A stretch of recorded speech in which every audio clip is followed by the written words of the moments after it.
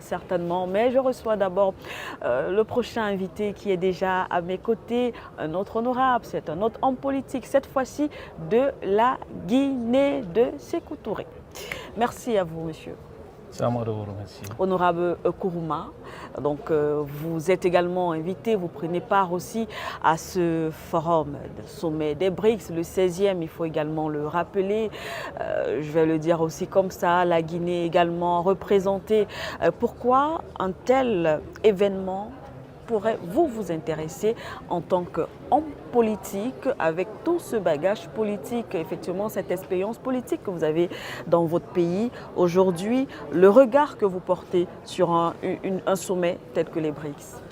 À ma qualité panafricanisme, je me dis que tous les pays africains doivent aller à la recherche d'un partenariat gagnant-gagnant. Oui. Et doit se défaire de ses anciens maîtres, doit avoir sa liberté d'entreprendre des accords de partenariat avec qui il veut. Oui.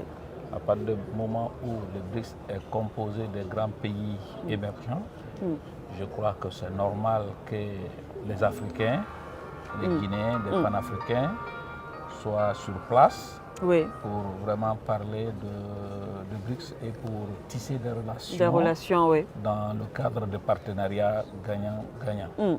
Alors, tisser des relations dans le cadre de partenariats gagnant-gagnant, qu'est-ce qui, selon vous, garantit effectivement ce que vous appelez ce partenariat équitable aujourd'hui? Qu'est-ce qui pourrait vous justifier le fait qu'on a l'impression qu'on fait plus confiance aujourd'hui à ce bloc des BRICS? Oui, parce que nous avons compris avec des Occidentaux, certes, ce sont nos partenaires stratégiques, mais ils n'ont jamais réussi à nous apporter des aides qui nous ont aidés de façon définitive. Les dettes que nous contractons avec les Occidentaux, je vais parler des institutions classiques, ne nous a jamais aidé à nous développer. À nous développer, oui. Donc, à partir du moment où le BRICS même est en train de créer une nouvelle banque pour le développement, tout à fait, on se dit ici que ça peut être une opportunité pour mon pays et pour les Africains de souscrire à des projets de développement, à savoir dans le domaine de l'électricité. Tous les pays africains aujourd'hui ont un besoin d'électricité. Des projets de santé, des projets de l'éducation et des projets des infrastructures routières. Et généralement, on contracte des dettes avec le FMI, la Banque mondiale, à des taux très élevés. Donc nous sommes en train de voir si, avec d'autres partenaires, ils peuvent être la porte d'entrée pour l'Afrique dans le cadre du développement. Je crois que c'est ça notre combat aujourd'hui, que chaque pays africain soit autonome et qui ait la liberté de signer l'accord avec qui il veut, voilà, sans contrainte, qu'il sans pression. ne soit pas contraint par quelqu'un qui nous dit tel doit être forcément ton partenaire dans tel domaine ou dans tel domaine. Voilà un peu notre combat aujourd'hui en tant que panafricain. Oui, ce combat en tant que panafricain aujourd'hui avec bien sûr un pays comme la Guinée.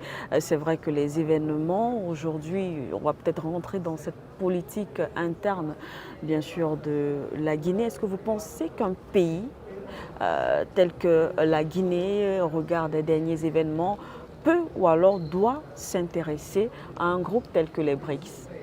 Oui, je crois que la Guinée est un pays indépendant. Je sais que nos chefs de l'État ne doivent pas se faire influencer par n'importe qui ou par n'importe quelle puissance pour leur dire avec qui il faut coopérer ou pas.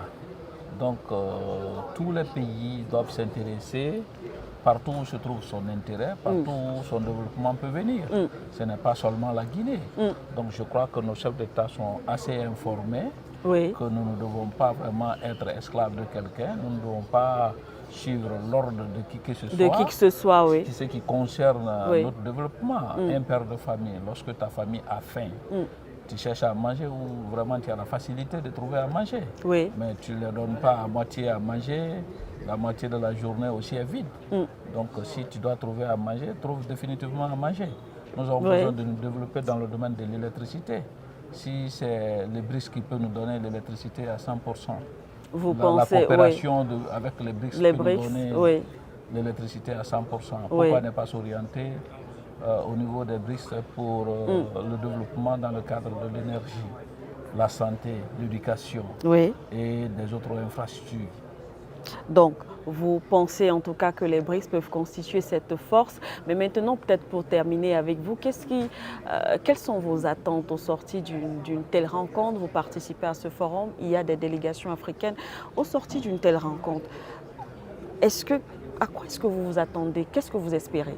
Que les paroles soient liées à l'acte ou l'acte soit lié à la parole.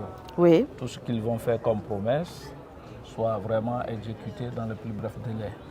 Que la banque, la nouvelle banque qui a été créée, ceux qui ont promis d'allouer les fonds, que les fonds soient alloués avec la facilité de crédit pour des pays africains dans le cadre de développement et aider les entrepreneurs africains. Mais est-ce que ça ne va pas maintenir l'Afrique dans un certain paternalisme? Non, je ne pense pas. Est-ce qu'on ne devrait pas encourager les États africains aussi à investir, à coopérer aussi dans ce sens? Oui, vous savez, pour se faire aussi peut-être respecter. L'Afrique a plusieurs plans, en ma qualité économiste, a plusieurs plans de coopérer dans un tel mouvement ou groupement d'intérêts économiques. Nous avons nos ressources. Par exemple, bien sûr, si vous prenez la Guinée peut se défaire d'une partie de ses bauxites pour souscrire dans le cadre de développement. La Guinée, voilà, bien sûr, proposer également, effectivement. Proposer tel million de tonnes de bauxite, c'est notre part de participation qui va nous permettre à nous développer sur le plan routier, sur le plan de la santé, sur le plan de l'éducation, sur le plan de l'énergie. Donc je crois qu'il y a beaucoup de facteurs. L'Afrique aussi n'est pas si pauvre. Tout ce qui est en train de se faire, c'est contre l'Afrique. C'est à l'Afrique de savoir comment il faut exploiter ses ressources de manière très intelligente, sans vraiment donner à ces démarcheurs qui ne peuvent même pas transformer nos ressources, mais qui sont juste là pour l'intermédiation, nous imposer, nous dicter les règles, que l'Afrique elle-même viennent vendre, exposer ses produits dans les forums comme BRICS. Tout à fait. C'est voilà notre entente. Ce n'est pas s'asseoir là-bas, quelqu'un va venir vous proposer. Non. Allez-y faire la promotion de vos produits dans les grands forums comme ça. Et ça va vous amener à vous défendre devant... Effectivement. Voilà, il ne faut pas hypothéquer, les ressources du pays. Donc les ressources du pays n'appartiennent pas à un occidentaux ou à une puissance, ça appartient au peuple de Guinée, au peuple africain, leurs ressources leur appartiennent. C'est à eux d'aller valoriser leurs produits, leurs ressources dans ce type de rencontre. Dans ce type de rencontre, merci. Dans ce type de rencontre. Merci à vous, honorable Kourouma. Merci beaucoup d'avoir répondu à nos questions. C'est à moi de vous remercier.